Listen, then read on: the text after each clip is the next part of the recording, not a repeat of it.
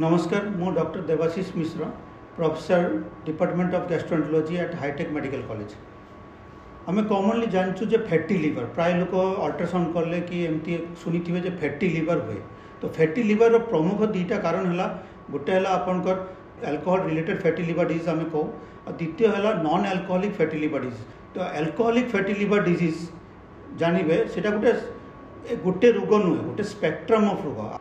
तो आम जानचु अल्कोहल गोटे एडवर्स इफेक्ट लिवर उपर रखे आमर एवं अल्कोहल कंजम्पशन इंडिया रे बढ़ी चली आम around liver disease cirrhosis liver disease जदि आम देखू around 50% patients due to alcohol.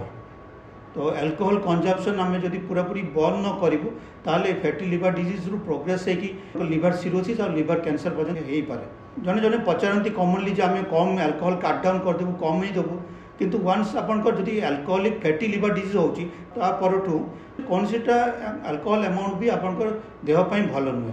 तो आपंकर लिवर भल रखापी गोटे है आपंकर अल्कोहल पूरापूरी बंद करा पड़ो। हेल्थी लाइफस्टाइल सबुदिन डाएट आप कैलोरी काट डाउन करेंगे तांगे एक्सरसाइज एवरीडे 5 किलोमीटर्स वॉक करेंगे हाइट अनुसार वेट। तो सेटा आमको सब समय कंट्रोल रखिले आमर metabolic associated static liver disease हबनी कि एनएफएलडी हबनी। तो आप जानले आश्चर्य हे 35% आमर छोट पिला मानकर फैटी लिवर डिजीज बाहर आमर छुआ मान जो लाइफस्टाइल रोची आउ डाएट जो एवं वेस्टर्न डाएट फॉलो कर तो से चिल्ड्रंस रे फैटी लिवर डिजीज देखा जाउची। हेल्दी लिवर सब वर्ष वर्ल्ड लिवर डे ऑब्जर्वेशन करा हुए आउर वर्ल्ड लिवर डे रो थीम है eat balance diet stay hydrated avoid और limit alcohol and maintain a healthy lifestyle।